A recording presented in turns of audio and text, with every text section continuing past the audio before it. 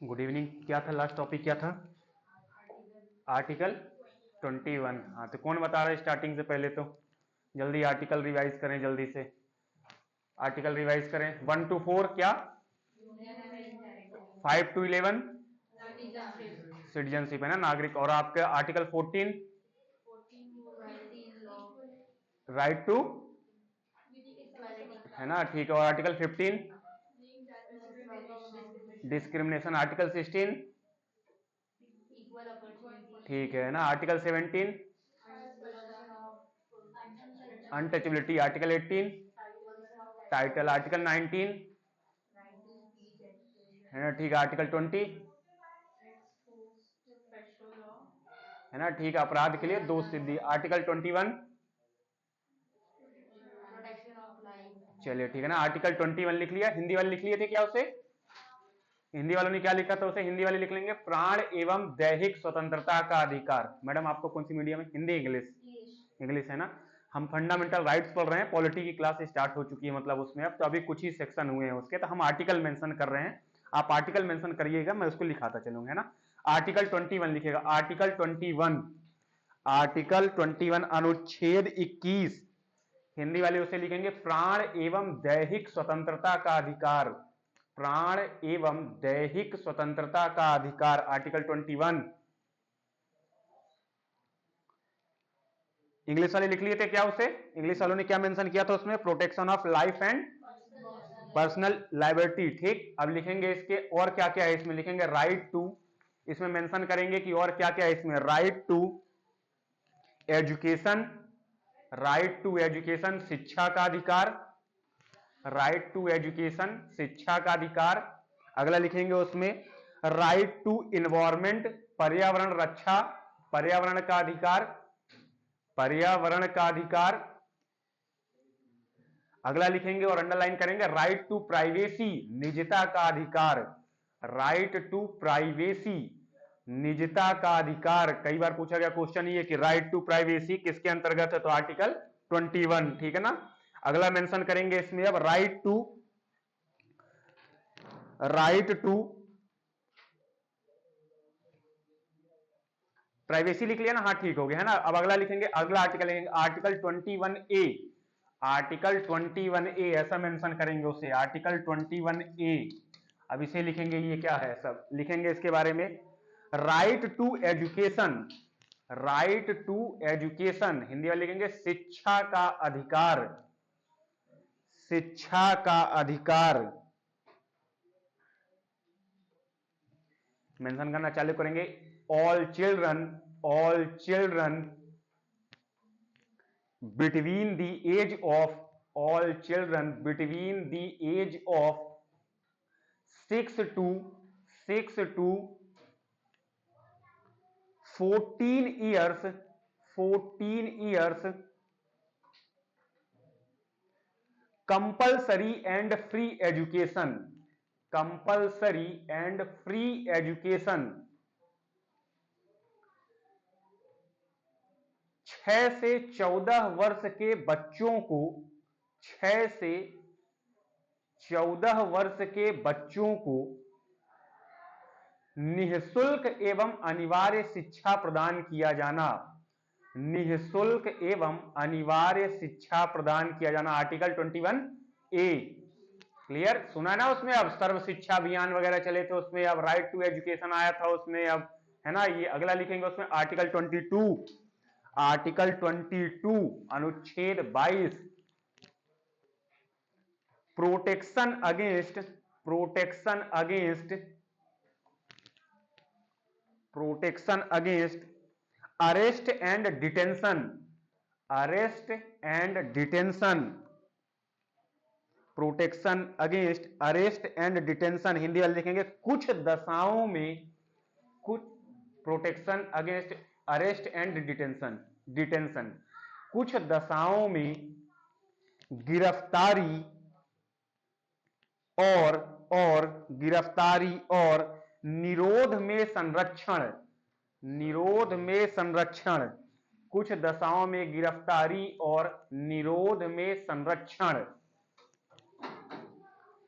कहने का क्या मतलब, इसके अंतर्गत ऐसी चीजें आएंगी आपको कि अगर आपको 24 घंटे अगर आपकी गिरफ्तारी की जा रही है तो आपको गिरफ्तारी किए जाने का कारण बताना होगा उसे, अब है ना चीजों को। और दूसरा 24 घंटे के भीतर आपको क्या करना होगा, मजिस्ट्रेट के समक्ष आपको पेश किया जाएगा। जैसे मान लीजिए किसी की गिरफ्तारी हो गई, अगर उसने कोई अपराध कर दिया है, तो ये आर्टिकल हमें ये बताता है कि हम उससे क्या करें, हम उससे पूछ सकें जो हमें गिरफ्तार कर रहे हैं कि हमारी गिरफ्तारी किन कारणों से हुई है। दूसरा 24 घंटे के भीतर हमें मजिस्ट्रेट के सामने उन्हें क्या करना होगा, पेश करना होगा उसमें। क्लियर, ये आर्टिकल 22 बोलता है। अगला लिखेंगे आर्टिकल 23 अनुच्छेद 23, आर्टिकल 23 हिंदी वाली लिखें पहले, मानव के दुर्व्यापार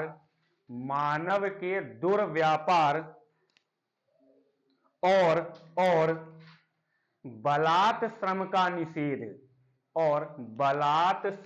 निषेध, मानव के दुर्व्यापार और बलात् श्रम का निषेध। ये कौन सा सेक्शन चालू हो गया, ये सेक्शन कौन सा चालू हो गया है, जैसे आपने लिखा था ना उसमें, राइट टू इक्वलिटी, स्वतंत्रता का अधिकार, समानता का अधिकार, कौन सा सेक्शन है ये, हाँ यस, राइट अगेन एक्सप्लोटेशन, आपका शोषण के विरुद्ध अधिकार चालू हो गया। ये कौन से आर्टिकल थे शोषण के विरुद्ध, 23 और 24। तो देखिए इसमें क्या हो रहा है, आप किसी व्यक्ति का क्या कर रहे हैं, शोषण कर रहे हैं।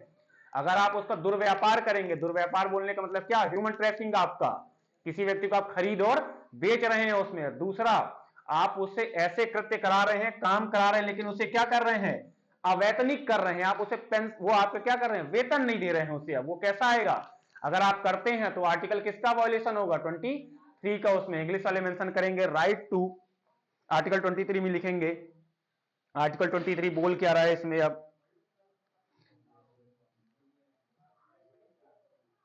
prohibition of traffic in human being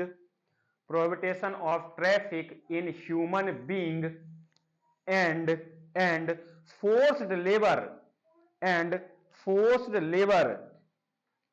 article clear हो गया, क्या बोल रहा है आर्टिकल 23 क्लियर है उसमें, है ना। आर्टिकल 23 में मानव का दुर्व्यापार नहीं कर सकते उसमें अब, ठीक।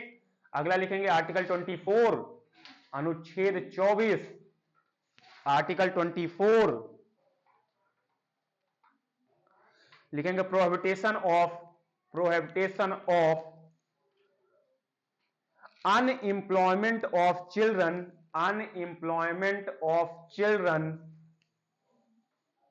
इन फैक्ट्रीज हिंदी वाले से मेंशन करेंगे उसमें आर्टिकल 24 में, बालकों को या कि बच्चों को किसी कारखाने आदि में लगाए जाने का निषेध, बच्चों को किसी या कि बालकों को किसी कारखाने आदि में लगाए जाने का निषेध। कहने का मतलब क्या, आप बाल श्रम नहीं करा सकते हैं। अगर आप बाल श्रम कराएंगे उसमें तो क्या हो जाएगा, आपका एक अपराध होगा उसमें। और खास करके उन्होंने कारखाने मेंशन किए, मेजर रूप से कौन से कारखाने इसके अंतर्गत आएंगे, कौन सी फैक्ट्रीज आएंगी, यस बारूद वगैरह आपके चीजों को लेके, है ना। वैसे बारूद या कि आपके ऐसे कृत्य हो रहे हैं जो उनके लिए क्या है, नुकसानदायक है उसमें, ठीक। अब ये बताइए इस आर्टिकल 23 और 24 इसका अपवाद कहां पे हो सकता है, मतलब उसमें अगर कैसे इसका अगर हम करना चाहें, आर्टिकल 23 और 24 एक्सेप्शन क्या हो सकते हैं इसके, क्या एक्सेप्शन हो सकते हैं इसके, आर्टिकल पढ़िए और सोचिए इसके एक्सेप्शन क्या हो सकते हैं 23 और 24 के।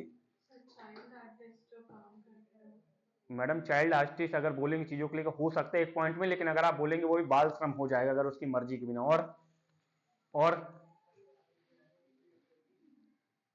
कोई आप सोशल वर्क आपके स्कूल द्वारा कराया जा रहा है उसमें, अब जैसे आप मान लीजिए आप स्कूल में पढ़ रहे थे, मैंने एग्जांपल दिया था, अगर आपसे कोई सोशल काम करवाया गया, जैसे कैसे, मान लीजिए आपको किसी एनजीओ में ले जाके आपको कुछ ना कुछ कार्य कराया गया, क्यों, क्योंकि आपको स्किल डेवलप करने के लिए उसमें। अब तो ऐसे क्रमों को आप वहां जाके नहीं बोल सकते अपने प्रिंसिपल से कि लाइए 5 रुपए जल्दी से दीजिए, अभी हमने काम किया है ना। ये सोशल वर्क है, इनमें क्या होंगे, ये एक्सेप्शन चलेंगे उसमें। क्लियर, चलिए अगला मेंशन करिएगा आर्टिकल 25, आर्टिकल कौन सा सेक्शन चालू हो गया अब?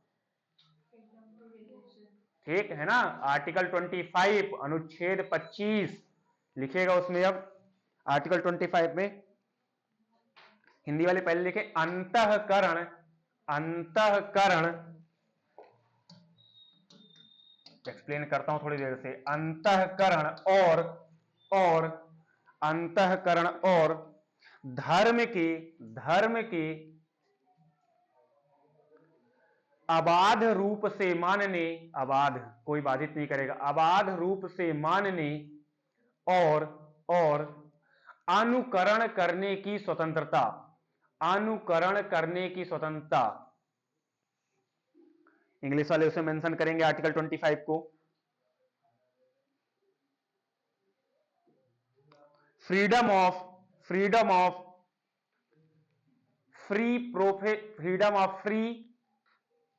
Profession, freedom of free profession, practice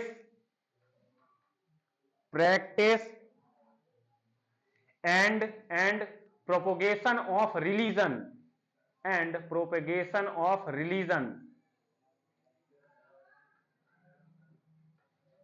मतलब क्या, आप किसी भी धर्म को क्या कर सकते हैं, स्वीकार कर सकते हैं, ठीक है ना, अबाध रूप से, आपको कोई बाधित नहीं करेगा। दूसरा, आप उसके प्रैक्टिसेस कर सकते हैं, जो धर्म में प्रैक्टिसेस होती हैं, वो पूजा पद्धति वगैरह आप क्या कर सकते हैं, कर सकते हैं। अगर इसका कोई आपका वॉयलेशन करता है तो आर्टिकल 25 लगेगा। कैसे? जैसे आजकल आपने सुना होगा धर्म परिवर्तन कराते हैं कुछ लोग, उसमें बिल्कुल नहीं हो सकता इसके अंतर्गत। ठीक, अगला लिखेगा आर्टिकल 26 अनुच्छेद 26 लिखेंगे फ्रीडम टू मैनेज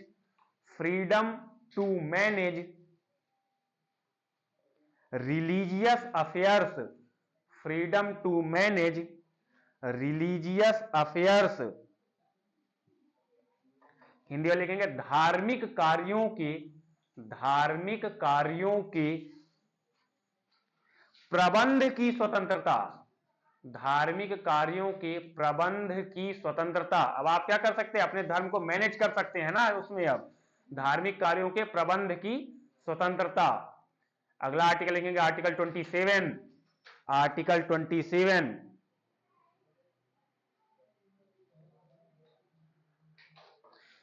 राज्य, हिंदी वाले लिखना चालू करें, राज्य किसी भी व्यक्ति को ऐसे कर देने के लिए, राज्य किसी भी व्यक्ति को ऐसे कर देने के लिए बाध्य नहीं कर सकता है, बाध्य नहीं कर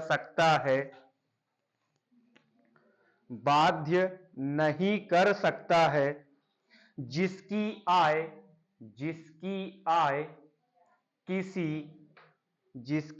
किसी विशेष धर्म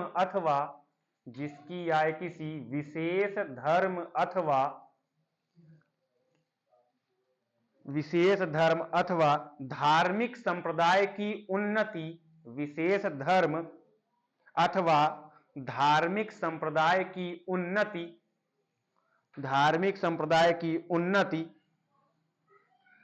या पोषण में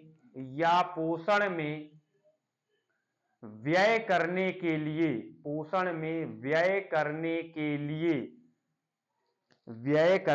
लिए विशेष रूप से निश्चित कर दी गई है। एक्सप्लेन करता हूं, निश्चित कर दी गई है। इंग्लिश वाले लिखेंगे article 27 freedom from payment of taxes, freedom from payment of taxes for promotion of any particular religion, freedom from payment of taxes for promotion of any particular religion। अब क्या, जैसे आपने सुना है कभी भी उसमें कि यहां पे राज्य का मतलब फिर से एक कंट्री से भी है ना, कंट्री और स्टेट। कोई भी स्टेट आपको किसी भी धर्म को बढ़ाने के लिए, रिलीजन को बढ़ाने के लिए टैक्स नहीं ले सकता। सुना है आपने कभी भी किसी को उसमें अब कि टैक्स लगा दिया गया हो उसमें? अयोध्या मंदिर में लगा था क्या किसी के लिए टैक्स? बिल्कुल टैक्स नहीं लगा। और ऐसा आपने सुना है कभी भी कि हिंदू रिलीजन को हम प्रमोट करना चाह रहे तो लाइए 50 रुपए की पर्ची कटा दीजिए? सरकार द्वारा ऐसे कोई भी कृत्य नहीं किए जाएंगे। कभी सुने? कभी नहीं सुने होंगे उसमें अब, है ना। लेकिन अब अगर आपकी स्वेच्छा है उसमें, अब एक होता है क्या, आपके एक होता है टैक्स। टैक्स आपको क्या होगा उसमें, अब टैक्स नहीं लगेगा। अब आपको बाई चांस आपका है, इच्छा है हमारी कि हम हिंदू धर्म के प्रचार प्रसार के लिए या कि इस मंदिर को हमको बनवाना है, इसके लिए हम 500 की पर्ची कटा दें, आप बिल्कुल कटाइए, कोई रोक टोक नहीं है। लेकिन सरकार कंपलसरी टैक्स नहीं लगा देगी उसमें अब कि नहीं दीजिए हमें 500 रुपए 1000 दीजिए तो हमें मदरसे में ये काम कराना है, मस्जिद बनवानी है, मंदिर बनवानी है। ऐसे कोई भी कृत्य राज्य नहीं करेगा उसमें, या कि इंडियन स्टेट, इंडियन गवर्नमेंट नहीं करेगी। क्लियर? ये आर्टिकल क्लियर हो गया। अगला लिखेगा article 28। Article 28, freedom from attendance religious, freedom from attendance religious, attendance religious, attending नहीं, अटेंडेंस रिलीजियस इंस्ट्रक्शन और इंस्ट्रक्ट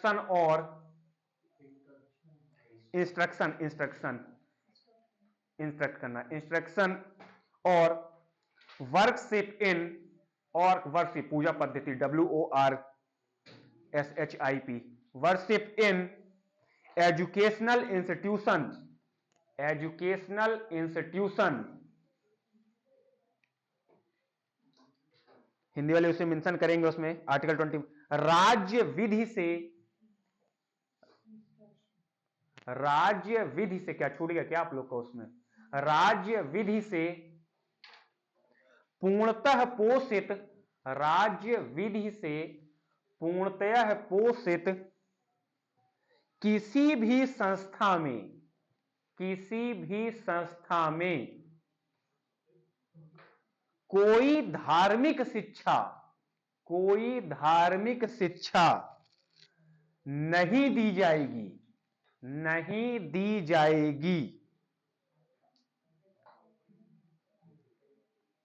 क्लियर? अब जैसे देखिए, अब कोई क्या है, कोई यूनिवर्सिटी है, अगर आपको क्या है उसे स्टेट के द्वारा फंडिंग हो रही है उसकी, स्टेट या कि सेंट्रल यूनिवर्सिटी, वहां पे आपको धर्म की शिक्षा नहीं दे देंगे उसमें। अब जैसे अगर यहाँ पे अगर आप इतने लोग बैठे हो, मान लीजिए क्या इंस्टीट्यूशन है आपके, जिसको आपको क्या कर रही है, जिसकी फंडिंग कौन कर रही है, स्टेट गवर्नमेंट या कि सेंट्रल गवर्नमेंट कर रही है, तो मैं आके यहाँ धर्म की शिक्षा नहीं दे सकता हूं उसमें। अब कि एक पर्टिकुलर आपको मैंने पारसी धर्म की शिक्षा, या कि ईसाई, या कि आपके कौन से मुस्लिम, या कि हिंदू, क्यों? क्योंकि ये कैसी है आपके उसमें, अब स्टेट द्वारा फंडिंग है। और स्टेट का आपका क्या है उसमें, स्टेट ही आपका आर्टिकल 14 क्या बोल रहा है, राइट टू इक्वलिटी, समानता की बात कर रहा है। और अगर मैं किसी एक धर्म विशेष की शिक्षा दे दिया उसमें, तो वो क्या हो जाएगा उसमें, वायलेशन हो जाएगा उसमें, अब है ना, ये रीजन। अगला लिखेगा आर्टिकल 29, आर्टिकल 29 अनुच्छेद 29, हिंदी में लिखेंगे अल्पसंख्यक वर्गों के हितों का संरक्षण, अल्पसंख्यक वर्गों के हितों का संरक्षण। इंग्लिश वाले लिखेंगे प्रोटेक्शन ऑफ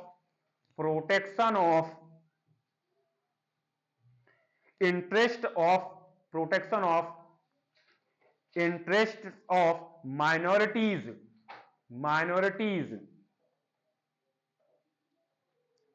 अल्पसंख्यक वर्गों के हितों का संरक्षण। मेंशन कर लें, फिर एक्सप्लेन करता हूं थोड़ी देर से। अगला लिखेंगे आर्टिकल 30 अनुच्छेद 30, आर्टिकल 29 हो गया, अनुच्छेद 30 लिखेंगे उसमें अब शिक्षा संस्थाओं की स्थापना और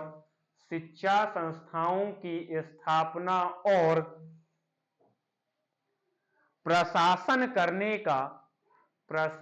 करने का अल्पसंख्यक वर्गों का अधिकार,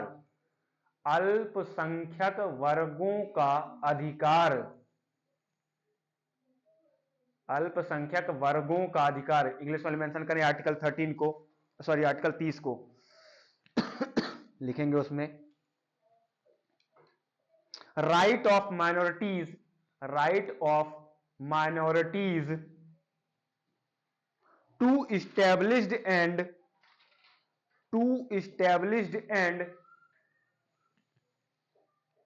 administrator and to established and administrator educational institution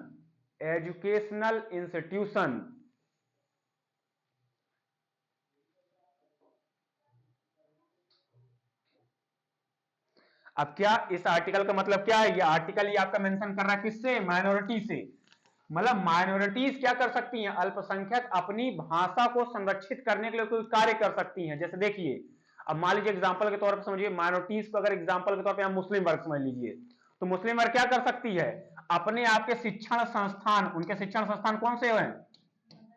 मदरसे, ठीक है ना। उसमें अब उसके लिए आप क्या कर सकती हैं? उसको संरक्षित करने के लिए कोई काम कर सकती हैं। अपनी लैंग्वेज, उनकी लैंग्वेज क्या जनरली उर्दू, अगर मैं बोलूं उसमें, तो उर्दू के लिए अगर कोई काम करना चाहे उसमें, अब तो उर्दू के लिए कोई काम कर सकते हैं। क्यों? ये क्योंकि आर्टिकल 29 और 30 क्या बोल रहा है हमें? माइनॉरिटीज को आपको क्या कर रहा है? प्रोटेक्शन दे रहा है उसमें। क्लियर? ये है 29 और 30। ठीक, चलिए अगला लिखिएगा आर्टिकल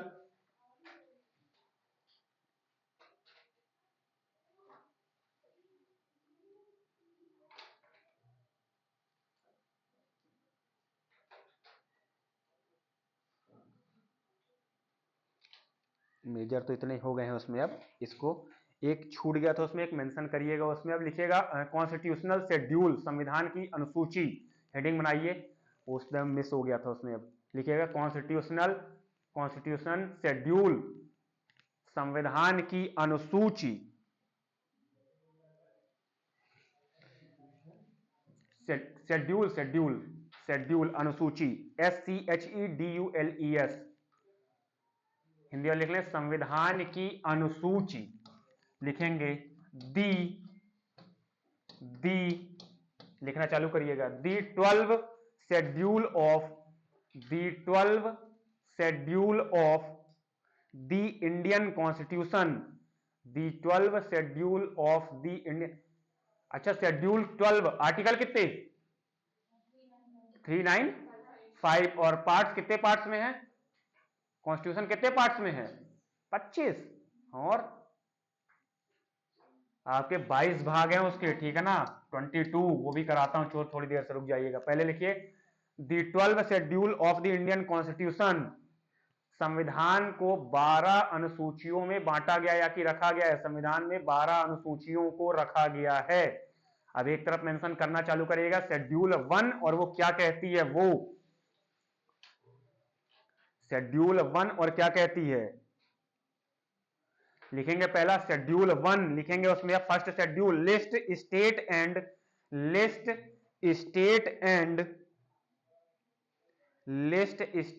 एंड यूनियन टेरिटरी, संघ राज्य और संघ शासित प्रदेश, ये कौन सी अनुसूची में है? ये अनुसूची 1 में उसमें। ठीक, अगला लिखेंगे शेड्यूल 2, अनुसूची 2, इसमें मेंशन करेंगे। इसमें क्या है? उसमें सैलरीज एंड अलाउंसेस, भत्ते होता है। Salaries and allowances of president governor etcetera डाल दीजिएगा, एटसेट्रा। हिंदी वाले लिखेंगे अनुसूची 2 में राष्ट्रपति, राज्यपाल, स्पीकर, लोकसभा स्पीकर के वेतन और भत्ते के बारे में बताया गया है कि वेतन और भत्ते, इनकी सैलरी क्या होगी उसमें, वेतन और भत्ते के बारे में बताया गया है। शेड्यूल 2, और याद करते चलिएगा यहीं से, ठीक है ना। जिससे अभी ना क्लियर हो यही क्लियर कर लेना। लिखिएगा शेड्यूल 3, अनुसूची 3 क्या कहती है? ओथ के बारे में बताई गई है। शपथ OATHS, ओथ्स। अब किसकी शपथ आपकी उसमें, अब इन्हीं की शपथ, आपके प्रेसिडेंट हो गए आपके, है ना, इनकी शपथ के बारे में बताया गया। क्लियर, ओथ शपथ के बारे में हिंदी वाले लिख लें, अनुसूची 3 का संबंध शपथ से है। शपथ भाई लेते हैं ना उसमें, अब मैं संविधान को साक्षी मान के ये लिखेंगे। अनुसूची 4 शेड्यूल 4,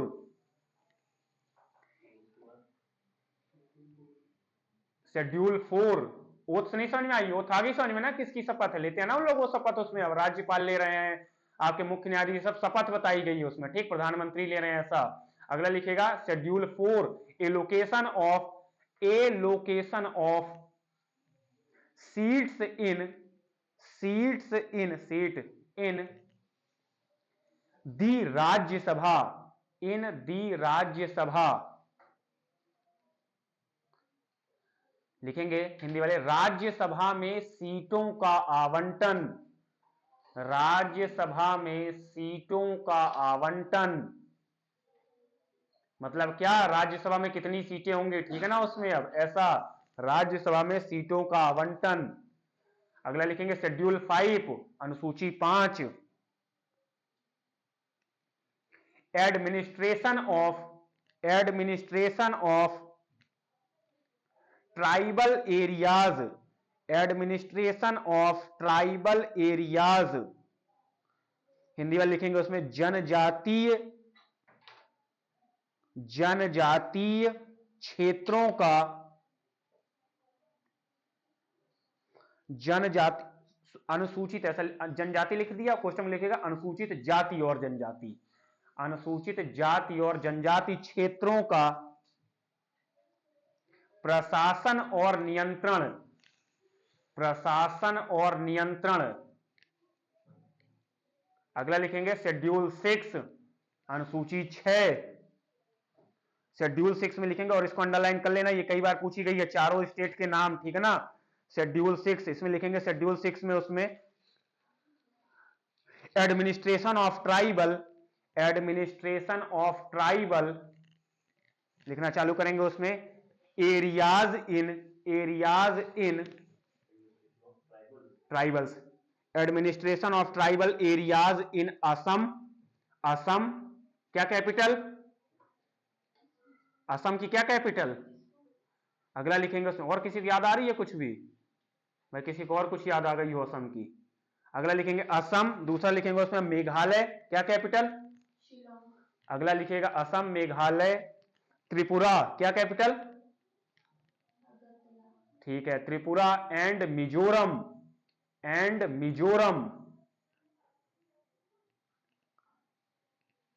लिख लिया। असम लिख लिया, स्टेट कौन कौन से स्टेट लिख लिया, असम और मेघालय, त्रिपुरा और मिजोरम, अंडरलाइन कर लेना, बताता हूं क्वेश्चन क्या पूछा था। हिंदी वाले लिखेंगे असम, मेघालय, त्रिपुरा और मिजोरम के, असम, मेघालय, त्रिपुरा और मिजोरम के जनजाति क्षेत्र के बारे में प्रशासन, जनजाति क्षेत्रों के प्रशासन से संबंधित, जनजाति क्षेत्रों के प्रशासन से संबंधित। अब बताता हूं क्वेश्चन कैसा पूछा था। अब वो डायरेक्ट उठाएगा आपसे उसमें, अब ये 3 स्टेट दे देगा उसमें, अब कौन कौन से उसमें है, असम, मेघालय, त्रिपुरा और अगले में लिख देगा मणिपुर।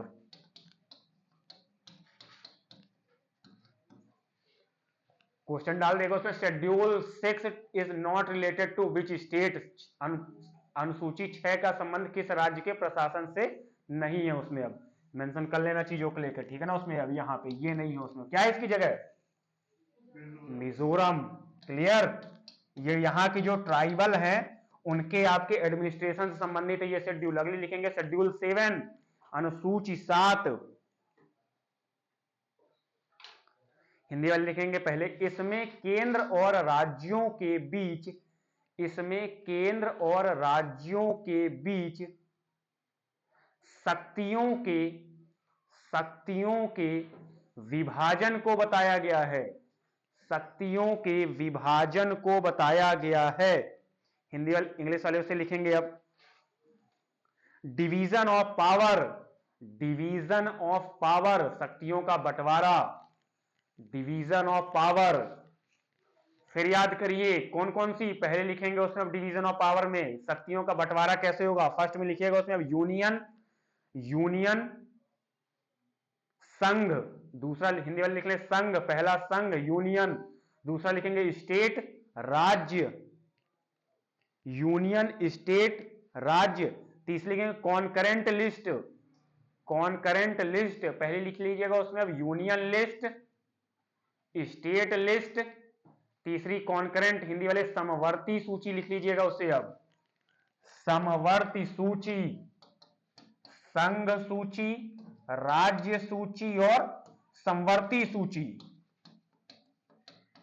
फिर याद करिए शक्तियों का बंटवारा मतलब क्या, इसके अंतर्गत कुछ आपके टॉपिक विषय बताए गए हैं, उन विषयों पर केवल कौन कानून बना सकती है, संघ, उसमें मतलब कौन सी आपकी सेंट्रल गवर्नमेंट, दूसरे कुछ आपके विषयों में आपकी कौन बना सकती है, राज्य, और तीसरे में आपके कानून तो दोनों बना सकते हैं, कुछ ऐसे टॉपिक हैं, लेकिन बाई चांस अगर क्लैश होगा उसमें तो किसका कानून मान लिया जाएगा उसमें, अब संघ का कानून मान लिया जाएगा। क्यों, क्योंकि हमारे यहाँ कैसी आपकी वो है, पावरफुल आपका यूनियन है, लिखा था ना एक दिन अब उसमें कि संघ कैसा है, संघ पावरफुल है। क्लियर, चलिए अगला लिखिएगा उसमें अब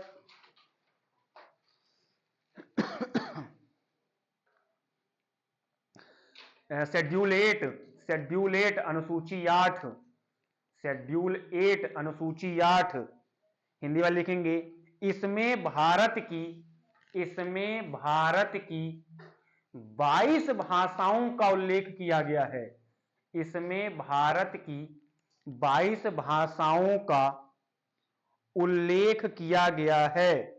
हिंदी वाले मेंशन करेंगे उसे official language, official language of India, आधिक official language of India, question में लिखेंगे 22 लैंग्वेज, कोष्टक में लिखेंगे 22 लैंग्वेज।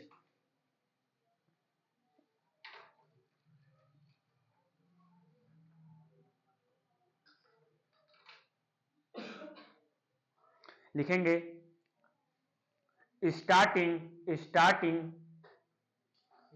हाँ उसी में एक पॉइंट लिखेंगे starting in constitution, starting in constitution 14 languages, 14 languages, Hindi वाले लिखेंगे प्रारंभ में, प्रारंभ में 14 भाषाएं थी, मतलब जब संविधान बना, जब संविधान लागू हुआ उस दौरान पे कितनी भाषाएं थी, 14। अब मेंशन करेंगे उसमें अब 1967, 1967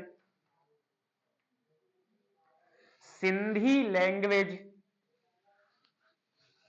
इंक्लूडेड, 1967 में सिंधी भाषा को जोड़ा गया, 1967 सिंधी लैंग्वेज एडेड या कि इंक्लूडेड, जैसा लिखना एडेड कर दीजिएगा जो भी करना है, ठीक। 1967 में सिंधी लैंग्वेज को जोड़ा गया, मतलब कौन सी सिंधी बन गई, सिंधी आपकी 15वीं लैंग्वेज। अगला लिखेंगे 1992, क्या छूट गया भाई साहब, क्या छूट क्या गया, 1967 Sindhi language, Sindhi language added या कि इंक्लूडेड, आपके इंक्लूड किया गया किसको, सिंधी लैंग्वेज को, ठीक। क्लियर, अगली लिखेंगे 1992, 1992 कोंकणी, कोंकणी KON कोंकणी, KANI कोंकणी, गोवा, गोवा तरफ क्षेत्रों में कोंकणी बोली जाती है, कोंकणी, मणिपुरी, कोंकणी, हिंदी वालों के लिए ये लिखा है भाई साहब Konkani, Manipuri and Nepali language, and Nepali language added, 1992 में कोंकणी, मणिपुरी और नेपाली भाषा को जोड़ा गया। क्लियर, काउंट करते चलिएगा कितनी हो गई अब, 16 कौन बोल रहा है यार, 18 हो गए, ठीक है ना। उसमें अगली मेंशन करिएगा इन 2004, इन 2004, 2004, इन 2004 लिखेंगे उसमें मैथिली, मैथिली बिहार तरफ के क्षेत्रों में Maithili, Santhali, Maithili, Santhali, Dogri, Dogri and Bodo, Bodo, बीओडीओ, Bodo, Bodo added.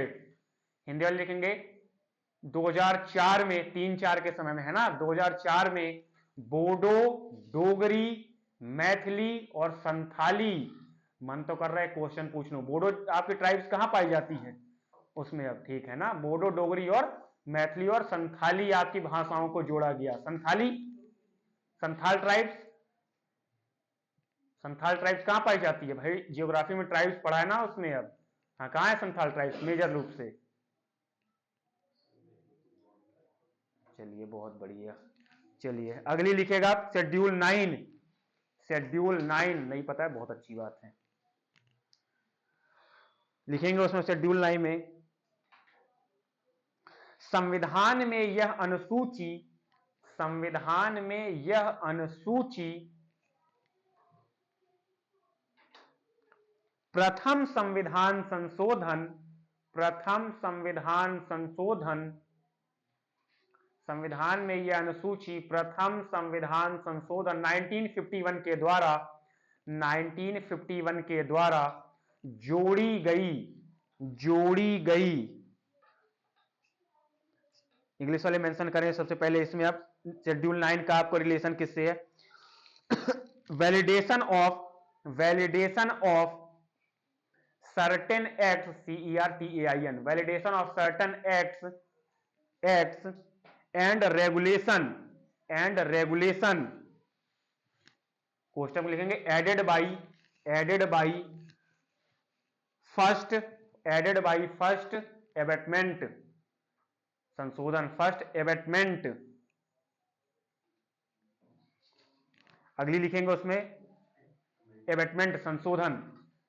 Schedule 10 अनुसूची 10, अनुसूची 10 ये जरूरी है, मेंशन कर लीजिएगा, ठीक है ना। उसमें anti defection law, anti defection law.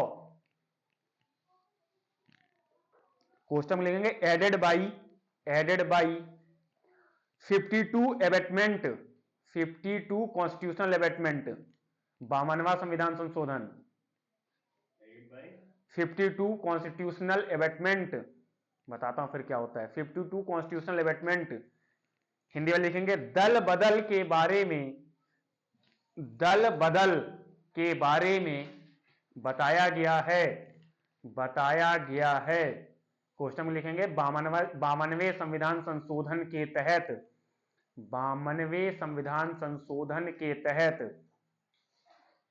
अब दल बदल का यहां पे क्या मतलब है? दल बदल का मतलब ये है आपके कि आज आपने ए पार्टी ज्वाइन करी थी, कल आपने बी ज्वाइन कर ली, फिर आपने सी ज्वाइन कर ली, घूमे ही चले जा रहे हैं उसमें, अब उसमें अब है ना। तो अगर आप बार बार दल बदल करेंगे उसमें, तो वो कैसा है आपको, उसे आपका अनैतिक माना जाएगा। ऐसा नहीं कि आज इस पार्टी में कल उस पार्टी में, कल उस पार्टी में, खैर उसके भी पूरे लॉ हैं उसमें, वो किस कब कब दल बदल माना जाएगा, कब कब नहीं माना जाएगा, आगे क्लास में उससे एक्सप्लेन करूंगा, ठीक, जब दल बदल पढ़ेंगे। अगला लिखेंगे शेड्यूल 11, 11वीं अनुसूची, 11वीं अनुसूची लिखेंगे powers, powers authority, powers authority and responsibility of, and responsibility of Panchayati Raj, Panchayati Raj. Question लिखेंगे एडेड बाई, एडेड बाई 7 पंचायती राज, अरे वही आपके गांव के पंच और सरपंच वाले, पंचायती राज। क्वेश्चन में लिखेंगे added by, added by 73, added by 73 constitutional amendment, added by 73 constitutional amendment. Hindi वाले लिखें शक्ति पंचायतों की, पंचायतों की शक्ति, कार्य और उत्तरदायित्व, पंचायतों की शक्ति, कार्य और उत्तरदायित्व 73वें संविधान संशोधन के द्वारा, 73वें संविधान संशोधन के द्वारा। हाँ भाई साहब, क्या होते हैं, क्या है ये पंचायत? कौन सी पंचायत है? बैठ के करने वाली पंचायत है? कौन सी पंचायत है ये? हाँ, कितने प्रकार की होती है पंचायत? पंचायती राज में यहाँ पे कितने प्रकार के हैं? हाँ बताइए, किसी गांव में कभी सरपंच और पंच का चुनाव हुआ हो तो वो क्या कहलाती है? वो उसको पंचायत ही बोल देते हैं। और अरे सुना है ना किसी ने, ग्राम पंचायत सुना है कभी किसी ने? और फिर उसके ऊपर स्ट्रक्चर में ग्राम पंचायत के ऊपर क्या होती है फिर? जनपद पंचायत सुना है कभी किसी ने? फिर उसके ऊपर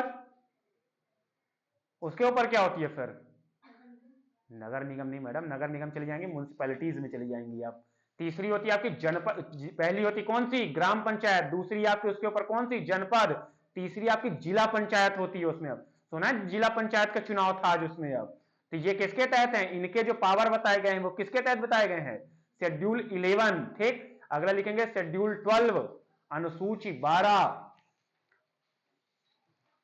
अगला लिखेंगे उसमें यही लिखिएगा पहले, power, authorities and responsibilities, power, authorities and responsibilities of municipalities.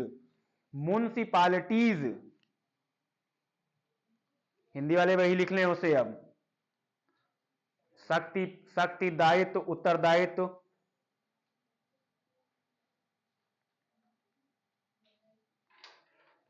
शहरी क्षेत्रों के स्थानीय स्वशासन के लिए, शहरी क्षेत्रों के स्थानीय स्वशासन के लिए। अब ये क्या, इसको कोष्टक में लिखेंगे 74 constitutional amendment. Municipalities added by 74 constitutional amendment, added by 74 constitutional amendment, 74वें संविधान संशोधन के द्वारा। अब हाँ भाई साहब, ये क्या है? ये क्या होती है भाई? पंचायत राज के स्ट्रक्चर तो देख लिया उसमें, अब ये कौन सा स्ट्रक्चर है? सुना है कभी भी उसमें नगर पालिका, नगर पंचायत, नगर निगम? सुना है उसमें? अब जैसे पहले नीचे का स्ट्रक्चर कौन सा होगा उसमें? अब नगर पंचायत, उसके ऊपर कौन? नगर पालिका, उसके ऊपर कौन? नगर निगम। ये जितने भी आपके ये हैं इनके बारे में बताया गया। क्लियर? ये होंगे आपके कॉन्स्टिट्यूशन के शेड्यूल। 12 के 12 शेड्यूल याद कर लेना, कहीं से भी क्वेश्चन पूछ सकता है, ठीक है ना उसमें। अब और एक चीज और बता दूं, जनरली आपके शेड्यूल 2 और 3 में कंफ्यूज मत होना। शपथ को पता चले आप उसमें वेतन की जगह रखा दें, वेतन को शपथ की जगह रखा दें, सबसे ज्यादा कंफ्यूजन वही होगा। अगला शेड्यूल आप 6 मत भूलना उसमें। अब असम, मेघालय, त्रिपुरा और मिजोरम।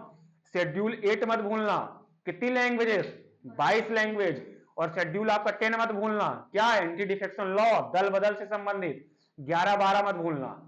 स्टार्टिंग में ये देख लेना कि 11 में ग्राम पंचायत की बात कही गई, मतलब गांवों की बात कही गई है उसमें, पंचायती राज, और 12 में म्युनिसिपैलिटीज की बात कही। क्लियर? चलिए हेडिंग बनाइएगा उसमें। अब DPSP, directive principle and state policy, राज्य के नीति निदेशक तत्व,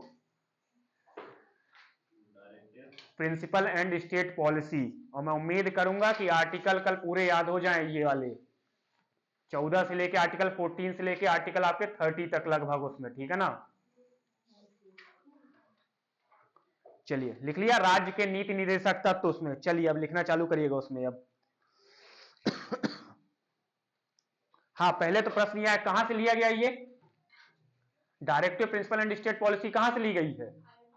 आयरलैंड से। ठीक, कौन ब्रिटेन बोल रहा है उसमें? ठीक है ना, आयरलैंड से उसमें। ठीक, चलिए लिखना चालू करिएगा उसमें। अब part 4 IV, part 4 Roman word में लिख लेना, जनरली ऐसा ही लिखा जाता है उसमें, ठीक है ना उसमें। अब PART, पार्ट 4 फंडामेंटल राइट्स कौन सा पार्ट था? पार्ट 3। किस आर्टिकल तक चला था वो? अरे नहीं मैडम, चीजों को लेके चलिए पहले मेंशन के लिए। Part 4 is related to DPSP. बार बार पूरा फुल फॉर्म अभी लिखने की जरूरत नहीं है उसमें, डीपीएसपी मेंशन करें। हिंदी में लिखेंगे भाग 4 का संबंध। भाई फिर याद करिए, भाग 1 कौन सा?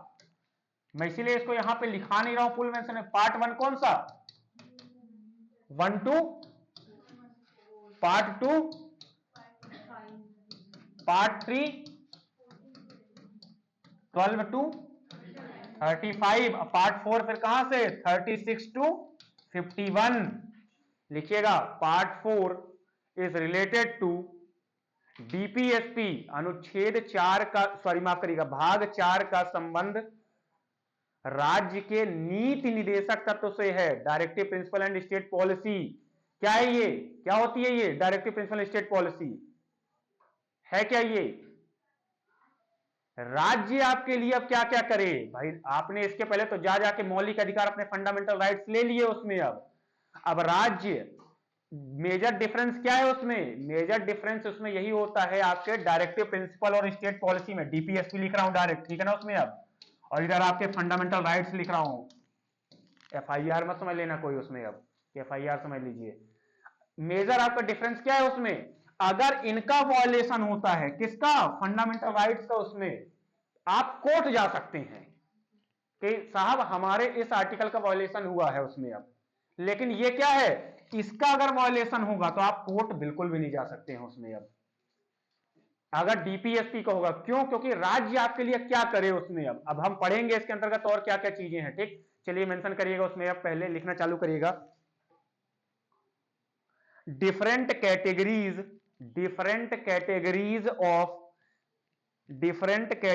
Of DPSP. DPSP full form याद हो गया ना, क्या अभी भी डाउट चल रहा है उसमें? अब directive principle and state policy, Hindi वाले लिखे। राज्य के नीति निदेशक तत्व के प्रकार, राज्य के नीति निदेशक तत्व के प्रकार, डीपीएसपी के प्रकार एक चार्ट बनाएंगे उसमें। अब मैं भी अब यहां पर डीपीएसपी लिख दे रहा हूं, हिंदी वाले समझ जाए उसमें। राज्य की नीति निदेशक तत्व, एक फ्लो चार्ट डायग्राम ड्रॉ करेंगे उसमें, वैसा ही जैसे मैंने ड्रॉ कर दिया उसमें। अब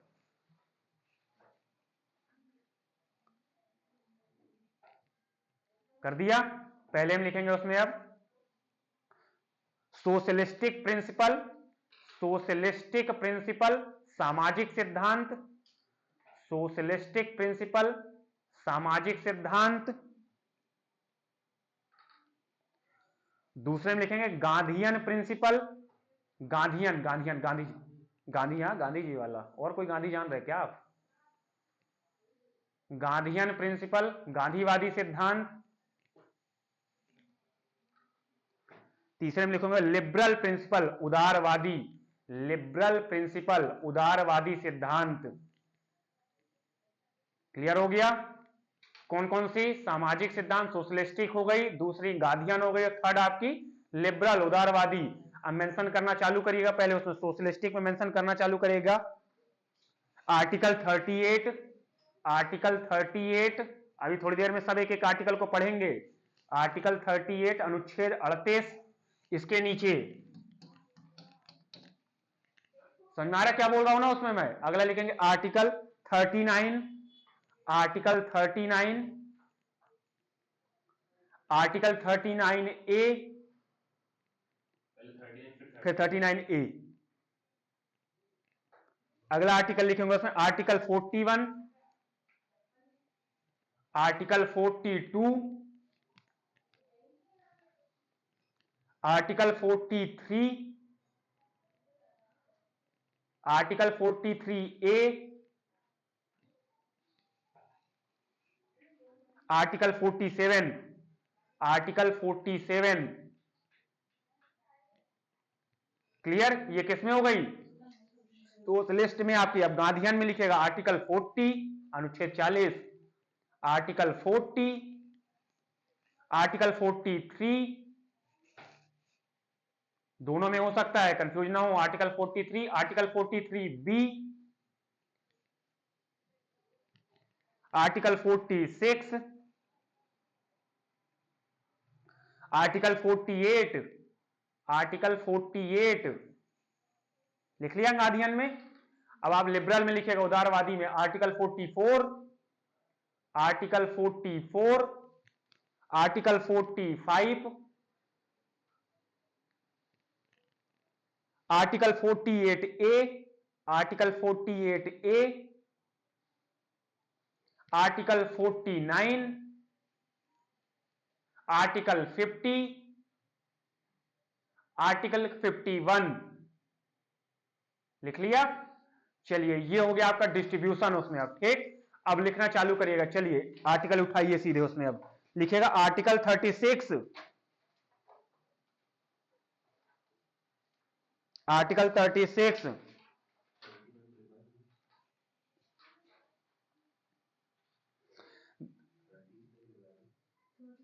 36 क्या हो गया, कहां कंफ्यूजन हो रही,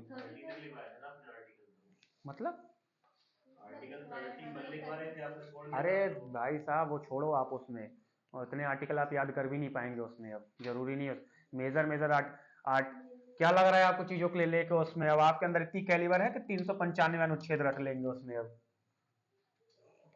395 आर्टिकल नहीं याद होंगे भाई, जरूरी जरूरी आर्टिकल पढ़िए उसमें अब है। उसके बाद आर्टिकल मेंशन है 32 है इंपॉर्टेंट, मैं लिखाऊंगा उसको अलग से, क्योंकि उसको क्या है बी आर अम्बेडकर ने उसे टैग लाइन बोली है, उसके अंतर्गत आपके 5 चीजें पढ़ेंगे, मैं उसको मिसलेनियस में छोड़ रहा हूं उसमें। अब रिट पढ़ेंगे आपके उसे, अभी आपके सुप्रीम कोर्ट और हाई कोर्ट द्वारा 5 प्रकार के रिट जारी करी जाती है।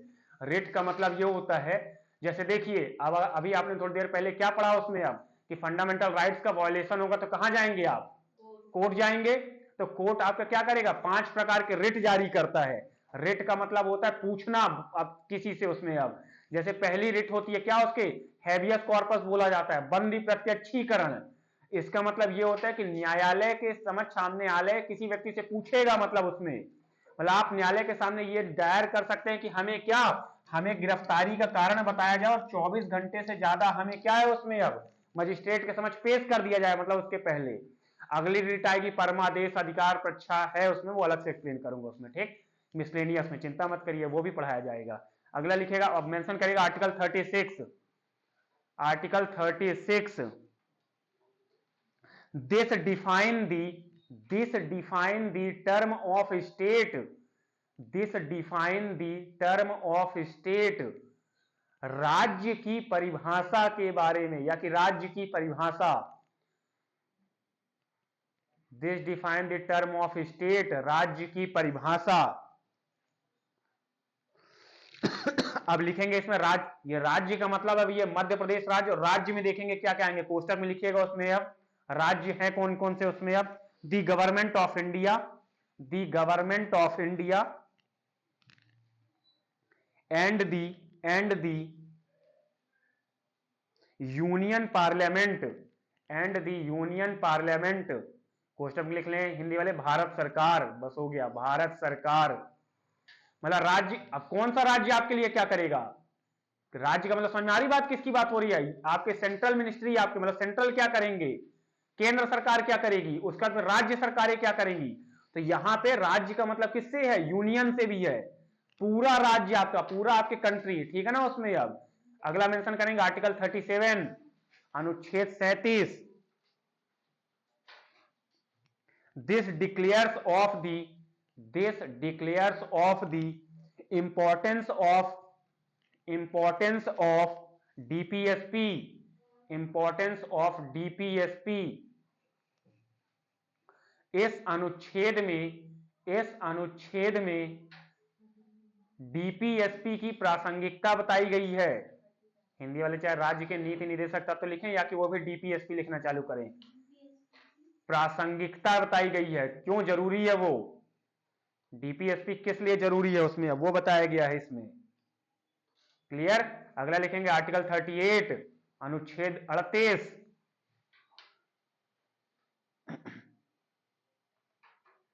लिखना चालू करेंगे, this this directs the state to create A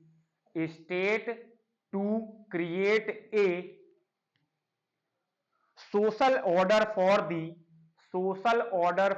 the promotion of welfare of the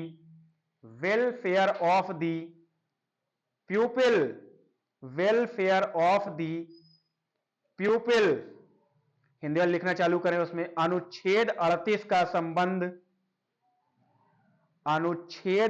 का संबंध राज्य लोक कल्याण की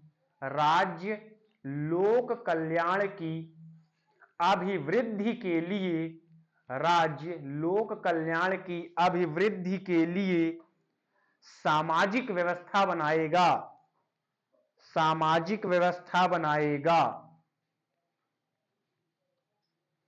मतलब क्या राज्य ऐसे काम करेगा जिससे क्या हो सके, लोक कल्याण, आपके सोशल वेलफेयर हो सके। हाँ, कैसे होंगे भाई साहब सोशल वेलफेयर, फिर कैसे होंगे सोशल वेलफेयर, सामाजिक कल्याण कैसे होंगे? क्या करे राज्य की सामाजिक कल्याण, समाज का वेलफेयर हो जाए, क्या करे राज्य? हाँ बताइए कुछ, क्या करना चाहिए राज्य को?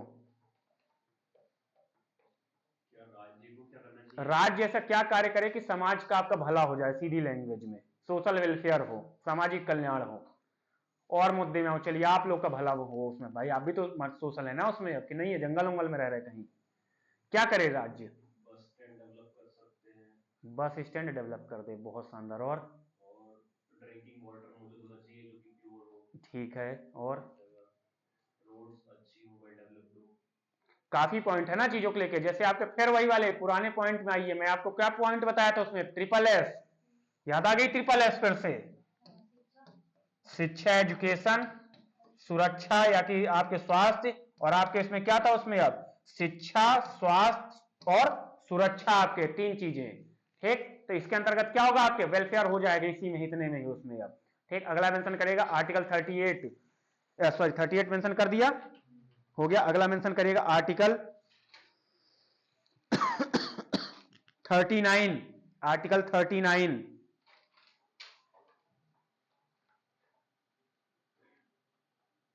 लिखना चालू करेगा, पहले हिंदी वाले लिख लें उसमें। अब समान न्याय और, समान न्याय और निःशुल्क विधिक सहायता, समान न्याय और, एक्सप्लेन करता हूं थोड़ी देर से सब, समान न्याय और निःशुल्क विधिक सहायता। अगला लिखेंगे धन का समान वितरण, धन का समान वितरण। इंग्लिश वाले उसे मेंशन करना चालू करेंगे, उसमें हम एक्सप्लेन करता हूं थोड़ी देर से। Equal pay for, equal pay for equal work, equal pay for equal work for man and women, for man and women. अगला लिखेंगे उसमें अब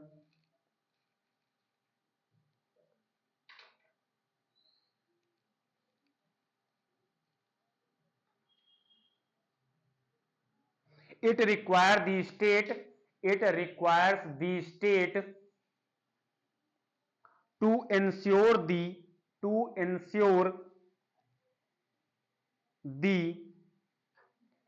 livelihood, जीविकोपार्जन, livelihood जीवन यापन के लिए, livelihood, fair distribution of wealth, fair distribution of wealth and protection of children and labor।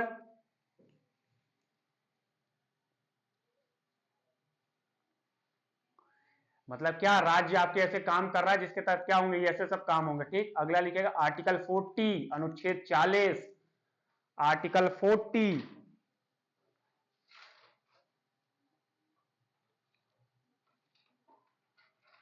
Introduced Panchayati Raj, introduced and established लिखिएगा, इंट्रोड्यूस्ड एंड इस्टेब्लिश्ड पंचायती राज।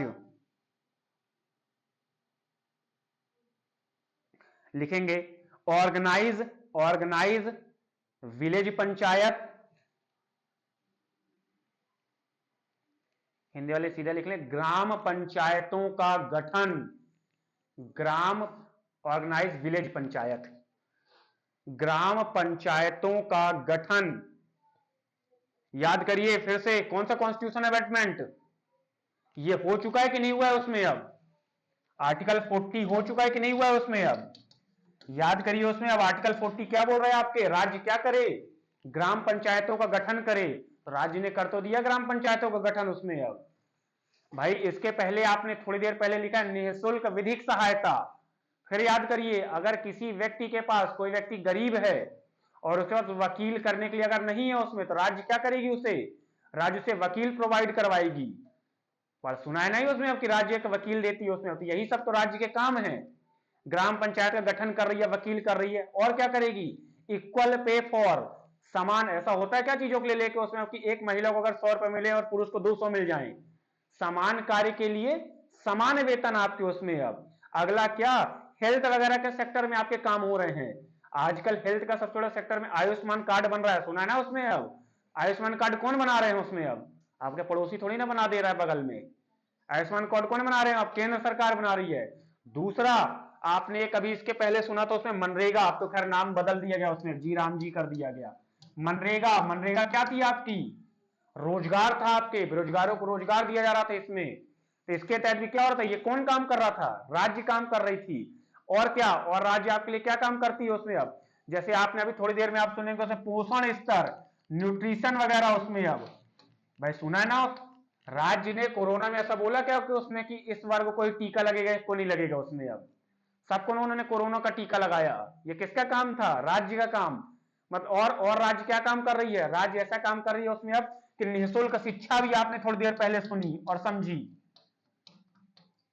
और निःशुल्क शिक्षा में भी एक आता है क्या आपके, मिड डे मील, सुना है मिड डे मील, पीएम पोषण आहार योजना हो गई है। उसका तहत क्या है, उसके तहत आपका क्या होता था, भोजन मिलता है। क्या रीजन था मिड डे मील को लॉन्च करने का, मिड डे मील योजना क्यों लॉन्च की गई थी। नहीं, बिल्कुल नहीं। मिड डे मील योजना को लॉन्च करने का रीजन यह था ड्रॉप आउट रेशियो को कम करना।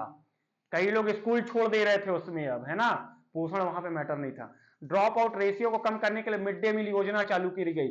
महिलाओं के लिए और क्या करती है, सुना है कभी भी, आंगनबाड़ी केंद्रों में महिलाओं के लिए आपके प्रसूति सहायता होती है उसमें। अब है ना, उसमें अब उनको पोषण स्तर दिया जाता है।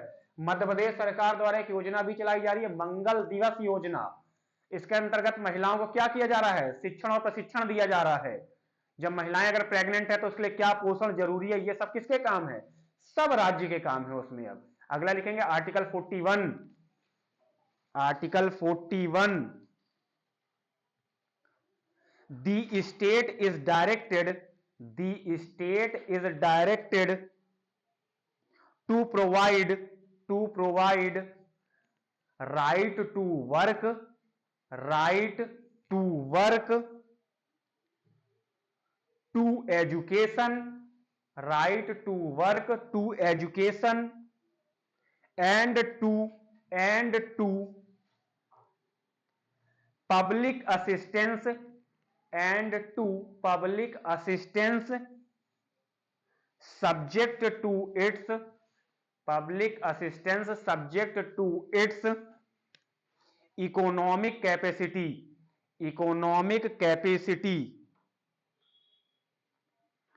हिंदी में लिखेंगे कुछ दशाओं में, कुछ दशाओं में काम, कुछ दशाओं में काम शिक्षा, कुछ दशाओं में काम शिक्षा और लोक कल्याण पाने का अधिकार, और लोक कल्याण पाने का अधिकार। अगला लिखेंगे article 42, article 42, under this article, under this article the state shall make provision, under this article the state shall make provision for the state shall make provision, the state shall make provision for securing just, for securing just and human condition of work, and human condition of work, and maternity relief, maternity relief।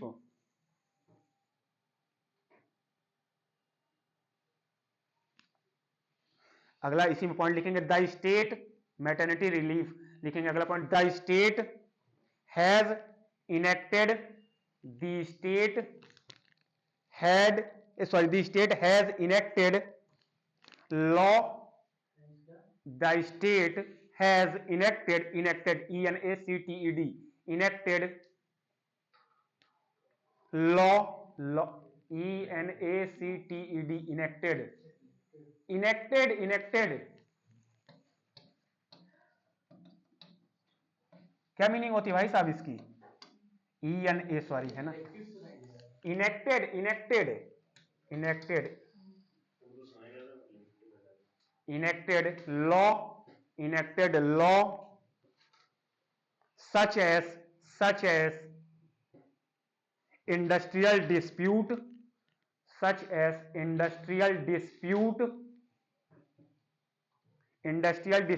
act, industrial dispute act, minimum wages act, minimum wages act, maternity relief act, maternity relief act, to implement this article, to implement this article, Hindi वाले लिखिए इसमें, काम की न्याय संगत और काम की न्याय संगत और मानवोचित दशाओं, मानवोचित, मानव के लिए जो उचित होती हैं, मानवोचित दशाओं, ये लिखा हुआ है, मानवोचित दशाओं तथा प्रसूति सहायता उपलब्ध कराना, तथा प्रसूति सहायता उपलब्ध कराना। आगे लिखेंगे, इसके लिए सरकार कई नियमों और अधिनियमों को बनाएगी जिसके अंतर्गत न्यूनतम मजदूरी अधिनियम,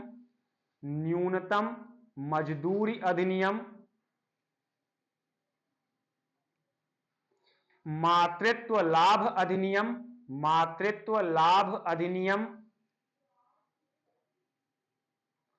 कारखाना अधिनियम सम्मिलित है, कारखाना अधिनियम सम्मिलित है। अब समझिए, देखिए, ये तीनों एक्ट किसके लिए हैं? समाज के कल्याण के लिए। भाई आपने क्या किया, पहला अगर मैं बोलूं चीजों के लिए, उसमें पहला अधिनियम कौन सा? न्यूनतम मजदूरी अधिनियम। मतलब क्या? सरकार आपको एक निश्चित वेतन के लिए, अगर कोई भी आदमी, जैसे आपके कोई भी निजी या प्राइवेट फैक्ट्री आपसे जरूरत से ज्यादा काम नहीं ले सकती। मतलब ये नहीं कि अगर आपसे कितने घंटे का काम लेगी, वो 8 घंटे का काम लेगी, और 8 घंटे जो काम लेगी तो उसके लिए क्या होगा, आपको एक न्यूनतम मजदूरी देगी। भाई वो मजदूरी फिक्स रहती है। और आपने सुना होगा जनरली क्या कटता है, आपके पीएफ कटता है, सुना है ना, उसमें पीएफ कटता है, उसमें प्रॉफिट फंड वगैरह ये भी कटेगा। उसके लिए और कौन से अधिनियम बना दिए उसमें? कारखाना अधिनियम, कि फैक्ट्री के अंतर्गत आपको इतने समय तक ही काम करना होगा। और क्या बना दिया? मातृत्व लाभ अधिनियम, मैटरनिटी रिलीफ। भाई सुना है ना कि अगर कोई महिला अगर प्रेग्नेंट है तो उसे क्या होगी, उसे कुछ दिवस का अवकाश दिया जाता है उसमें, अब ताकि क्या करे, वो उस बच्चे को, स्वस्थ बच्चे को जन्म दे सके और अपना भरण पोषण अपने घर पे ही करे।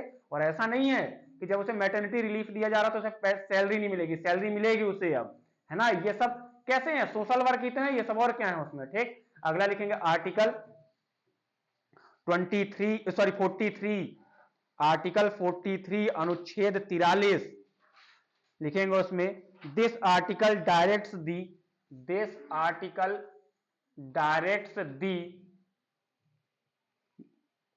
State to make efforts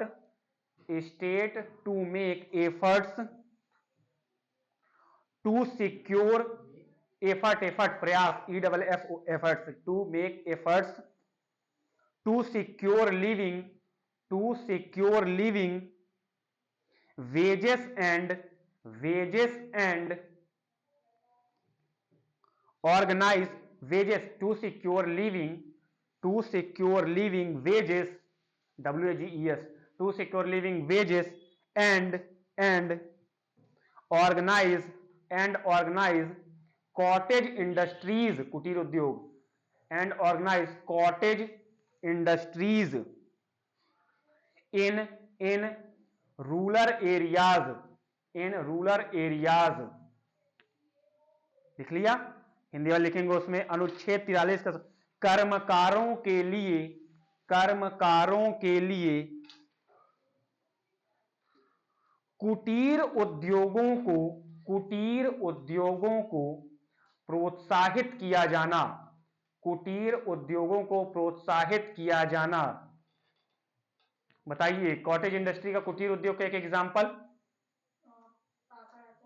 yes, है ना, ये सब चीजों को लेके, है ना, सरकार इनके लिए क्या करेगी, क्या होगा इसके लिए, सरकार क्या करेगी इसके लिए सर? सुना है एसएचजी, सुना है सेल्फ हेल्प ग्रुप, सुना है एसएचजी किसी ने? अगर ये कुछ लोगों का समूह का संगठन होता है, स्वयं सहायता समूह, है ना, लोन वगैरह प्रोवाइड हो जाते हैं इनको। और जैसे क्या, हथकरघा, अगर कोई छोटा मोटा सूती वस्त्र का हथकरघा का काम कर रहा है उसमें, वो सब इसी के अंतर्गत आ जाएंगे। ठीक, ये सरकार आपको क्या करेगी, प्रमोट करेगी उसके लिए। मोदी सरकार ने एक योजना चलाई थी, पथ विक्रेता योजना, कुछ समय पहले। ऐसी योजनाएं रहेंगी। ठीक, अगला देखेंगे आर्टिकल 44, अनुच्छेद 44, article 44, implementation of uniform civil code, implementation of uniform civil code, और अंडरलाइन कर लेना, कई बार पूछा गया क्वेश्चन है। Uniform civil code, code COD है ना, कोड मत लिखना, यूनिफॉर्म सिविल कोड हिंदी वाले लिखेंगे। अच्छा, uniform civil code for the भाई फिर बोल रहा हूं, कोर्ट मत लिख देना, CODE संहिता, समान नागरिक संहिता, यूनिफॉर्म सिविल कोड फॉर दी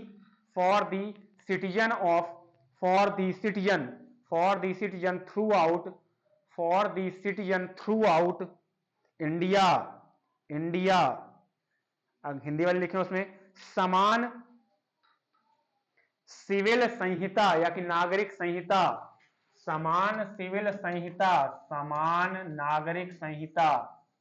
अब ये क्या होती है, ये होती है उसमें अब कि अभी जितने भी धर्म हैं, हिंदू मुस्लिम सिख ईसाई, सबके रिलीजन अलग अलग है उसमें। अब जैसे समझिए चीजों को लेकर, उसमें विवाह की पद्धतियां सब में अलग है, लॉ अलग है, सबके लिए एक ही कानून बन जाएगा फिर उसमें। अब uniform civil code Uttarakhand government ने लागू कर दिया है, इसको और एक्सप्लेन करूंगा कल की अच्छे से क्लास में उसमें। ठीक है ना, यूनिफॉर्म सिविल कोड से समझ लीजिएगा और क्या उसमें डिटेल में क्या पॉइंट है उसमें। ठीक, चलिए ये हो गए आर्टिकल अभी आपके 44 तक। नेक्स्ट क्लास 45 से होगी, आर्टिकल 45 से उसमें। अब किसी कुछ पूछना है, किसी कुछ डिस्कशन करनी हो, कुछ पूछना हो? क्या बोल रही हैं आप? क्लासिकल, हाँ, शास्त्रीय भाषाएं अलग होंगी उसमें। अब क्या ले आएंगे? बिल्कुल भाई साहब, बिल्कुल लाइए। ये तो श्रेणी का साईं बाबा का दरबार है, आइए जाइए, कोई दिक्कत नहीं, प्रसाद बस नहीं मिलेगा।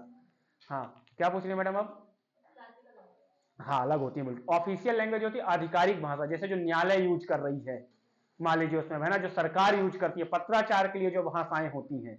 जैसे अगर आप हायरार्की में हैं, जैसे आप किसी पोस्ट में हैं, तो आपको वहां पे, अब ये नहीं हो सकती कि अगर मान लीजिए बाई चांस आप अगर बघेली हैं तो आपने बुंदेली में लिख दी भाषा, क्योंकि वो लैंग्वेज ऑफिशियल लैंग्वेज नहीं है, मतलब, है ना, वो क्या आधिकारिक भाषा नहीं है। ऐसी लैंग्वेज यूज करिए जो सबके समझ में आए उसमें। अब ऐसा, शास्त्रीय भाषाएं अलग है, फिर उसी के नीचे और जाएंगी आपके उसमें, तो लोक भाषाएं और लोग। अब जैसे एग्जाम्पल के तौर पर ऐसा समझिए कि मान लीजिए आपको आपके प्रिंसिपल को लेटर लिखना है, या कि आप किसी पोस्ट में हैं और आपको अपने हाई कमीशन को ऊपर कोई लिखना है उसमें। अब तो आप क्या करेंगे उसमें, अब ऑफिशियल लैंग्वेज लिखेंगी, इंग्लिश हो सकती है, हिंदी हो सकती है, ऐसा उसमें। जैसे संसद जो लैंग्वेज यूज करेगी वो कैसी ऑफिशियल है, उनके जो रिकॉर्ड आएंगे, कोर्ट के, न्यायालय के जो रिकॉर्ड आएंगे, या कि वो हिंदी में आएंगे या कि इंग्लिश में आएंगे, ऐसा किसी भी आपके क्षेत्र विशेष में नहीं आ जाएंगे उसमें, बिल्कुल अंतर है उसमें। और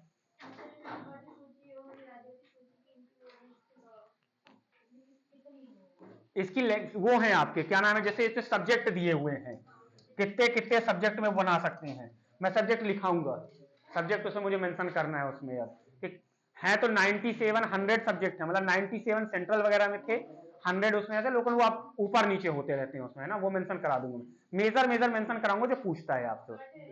हाँ, मतलब उसमें चेंज होते रहते हैं उसमें, जैसे एजुकेशन पहले किस में था, फॉरेस्ट किस में है, ऐसी चीजें चेंज होते रहते, जैसे आपके पोषण, आपके इन सब चीजों को लेके वो बिल्कुल बदल रहे हैं उसमें, है ना। और कुछ, ब्रिटेन के कॉन्स्टिट्यूशन से क्या क्या लिया गया है इंडिया में, ब्रिटेन के कॉन्स्टिट्यूशन से इंडिया में क्या क्या लिया गया है? ब्रिटेन पार्लियामेंट से, ब्रिटेन के कॉन्स्टिट्यूशन से, मतलब ब्रिटेन में जो कॉन्स्टिट्यूशन थी उससे क्या क्या कॉपी किया है इंडिया ने? बताइए बताइए, हाँ कौन पढ़ के आया है, कोई बताइए। नहीं तुक्का मत मारिए, अगर क्लियर है तभी बताइए फिर उसमें। अब तुक्का बिल्कुल नहीं लगाना है उसमें। अब यूएसए से क्या लिया गया है? और बिल्कुल तुक्का बिल्कुल ना लगाइए। तुक्का लगाने के लिए काफी दिन मिलेंगे पेपर में, जिस हिसाब की स्थिति है तो खूब तुक्का लगेंगे मुझे लग रहा है उसमें। अब और रूल ऑफ, अच्छा रोल ऑफ, हाँ ठीक है। Resident employ. हाँ, और एक्ट 1813 किसके बारे में डिस्क्राइब करता है? कोई एक दो पॉइंट। एक्ट 13 क्या डिस्क्राइब कर रहा है? भाई साहब कॉपी खोल के मैं भी बताऊंगा थोड़ी देर से, कॉपी तो मैं भी खोल के बता दूंगा, निश्चिंत रहिए आप उसमें। अब क्यों इतनी मेहनत करेंगे आप उसमें? अब हाँ, और क्या है 1813 का एक्ट क्या क्या बताया है? ईस्टर्न इंडियन कंपनी को एंडेड किया है शायद। क्या किया गया है? ईस्टर्न इंडियन कंपनी को खत्म किया है। क्या ईस्ट इंडिया कंपनी को ही खत्म कर दिया? अरे नहीं मैडम, एंडेड था, मतलब ट्रेड किया था उन्हें चाइना के साथ और टी का इंडिया ने। यस है ना, मोनोपोली उसकी इंडी करी गई थी। और एक मेजर पॉइंट में, एक तो मेजर आपने बता दिया उसमें, और याद करिए एक तो चलिए बढ़िया हो गया। और क्या किया गया इसमें? हाँ भाई साहब क्या किया गया है? क्वीन ने किसे भेजा था? किसे भेजा था? कहाँ भिजवा रहे क्वीन को? अरे क्वीन को अभी ना लाइए भाई, 1858 तक लाइएगा क्वीन को। ब्रिटिश क्राउन के हाथों में बाद में आया है 1857 के बाद। हाँ, और कल एक्ट याद करके आना, ठीक है ना उसमें एक्ट। और कल बिल्कुल में ऐसा ये नहीं होगा उसमें कि जनता दरबार खुला और सामूहिक भाषा में मैं एक से पूछता जाऊंगा तो आर्टिकल जो नहीं भी बता रहे हैं उसमें, तो वो होता है ना उसमें कि जिससे गाना नहीं आता तो वो भी गुनगुना देता है लय में उसमें। अब कि ठीक है उसमें कंबाइंड रूप से सुन लेंगे तो समझ में आ जाएगा कि हाँ भाई साहब इनको भी गाना याद है। कोरस सिंगिंग मत करना कल रात में उसमें, कल मतलब कल की क्लास में। कल एक से आदमी से लेके आर्टिकल में लगभग हो गया, ये मान लीजिए आर्टिकल 14 से लेके 44 तक। पहले 14 से 30 चले जाना और फिर 36 से लेके 44 तक बिल्कुल याद करके आना कल की क्लास में। और एक्ट में थोड़ा सा अगर रिलीफ दे दे रहा हूं उसमें, तो 1857 के पहले जितने एक्ट हैं पूरे एक्ट अगर नहीं याद होंगे तो कोई दिक्कत नहीं है। 1857 के पहले से जितने आपके एक्ट होंगे, रिवोल्ट के पहले से, ठीक, उनको याद करके आना थोड़ा सा कल उसमें। चलिए ठीक है, थैंक यू।